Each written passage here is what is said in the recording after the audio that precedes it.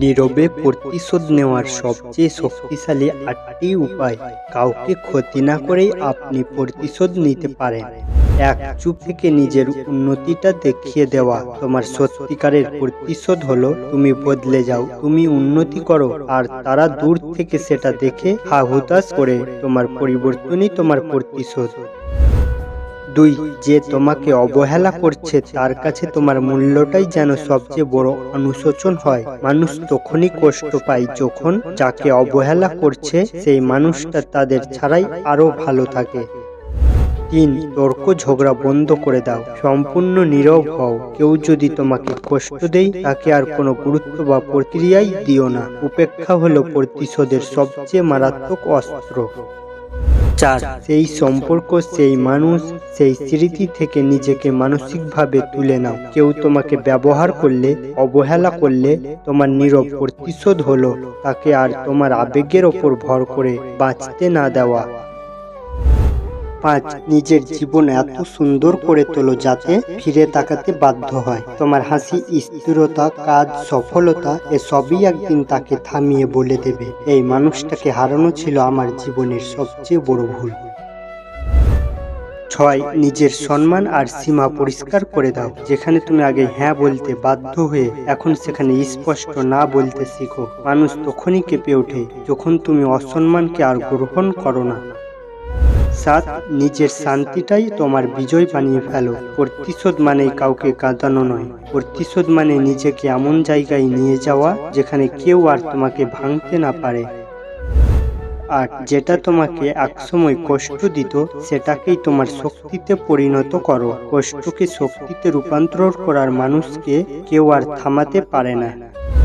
শেষ কথা, জীবনে কাউকে আঘাত করে প্রতিশোধ নিতে হয় না। সবচেয়ে বড় প্রতিশোধ হলো নিজেকে এমন জায়গায় দাঁড় করানো যেখান থেকে তুমি আর কখনো কারো ব্যবহার, অবহেলা বা অবমূল্যায়নের নিচে পড়ে যাও না। তোমার মতে জীবনের সবচেয়ে কার্যকর নীরব প্রতিশোধ কোনটা? নিজের অভিজ্ঞতা কমেন্টে লিখে ফেলো।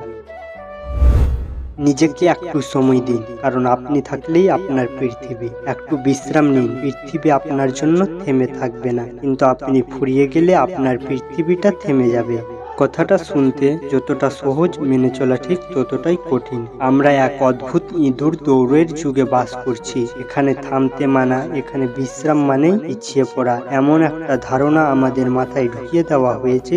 আমরা দিন রাত দৌড়, ক্যারিয়ার, টাকা আর অন্যের প্রত্যাশা পূরণ করার পেছনে। কিন্তু এই দৌড়তে দৌড়তে আমরা ভুলে যাই যে আমাদের এই শরীর আর মনেরও একটা সীমা আছে। কেন আমাদের থামা প্রয়োজন? আপনি আজ অসুস্থ হলে আপনার অফিসের কাজ হয়তো অন্য কেউ করে দেবে। আপনি না থাকলে আপনার পজিশনে কয়েকদিনের মধ্যেই নতুন কেউ যোগ দেবে। রুট শোনালেও এটাই সত্য যে পৃথিবী কারোর জন্যই থেমে থাকে না। মহাকাল তার আপন গতিতে চলবে। কিন্তু ভেবে দেখেছেন কি, আপনি যদি মানসিক বা শারীরিকভাবে নিঃশেষ হয়ে যান, তবে আপনার সেই ছোট্ট পৃথিবীটা, যেখানে আপনার মা বাবা আছে, প্রিয় মানুষ আছে, আপনার স্বপ্নগুলো আছে, সেই পৃথিবীটা কিন্তু পুরোপুরি স্তব্ধ হয়ে যাবে। বিশ্রাম কোনো অপরাধ নয়, বরং নিজেকে নতুন করে সাজিয়ে নেওয়ার একটা সুযোগ। ফুরিয়ে যাওয়ার আগেই নিজেকে ভালোবাসুন। আমরা যন্ত্রের মতো কাজ করতে করতে একসময় বার্নআউটের শিকার হই। মেজাজ খিটখিটে হয়ে যায়, প্রিয় মানুষদের সাথে দূরত্ব বাড়ে, আর একসময় নিজের অস্তিত্বটাই বোঝা মনে হয়। মনে রাখবেন, আপনার শরীর আপনার একমাত্র স্থায়ী ঠিকানা। এটার যত্ন নিন। একটু অবসাদ মানেই হেরে যাওয়া নয়। মাঝে মাঝে ফোনটা বন্ধ করে এক কাপ চা হাতে জানালার পাশে বসা কোনো অপচয় নয়। আমরা ভাবি আরেকটু কষ্ট করি, তারপর বিশ্রাম নেব, কিন্তু সেই তারপর আর আসে না। অথচ আমাদের ফুরিয়ে যাওয়ার খবর শুনলে পৃথিবী হয়তো 2-1 ফোঁটা চোখের জল ফেলবে, কিন্তু পরক্ষণেই আবার ব্যস্ত হয়ে পড়বে। শুধু আপনার আপনজনদের আকাশটা চিরতরে অন্ধকার হয়ে যাবে। শেষ কথা, নিজেকে একটু সময় দিন, একটু বুক ভরে শ্বাস নিন, প্রিয় কোনো গান শুনুন বা অকারণে একটু হাঁটুন। নিজের জন্য বাঁচুন, কারণ আপনি যদি সুস্থ থাকেন তবে আপনার পৃথিবীটা সুন্দর থাকবে। নিজেকে ফুরিয়ে যেতে দেবেন না। মনে রাখবেন, আপনি ফুরিয়ে গেলে আপনার পুরো পৃথিবীটাই থেমে যাবে। আপনার জীবন, আপনার গল্প, এটাকে সুন্দর রাখার দায়িত্বও আপনার।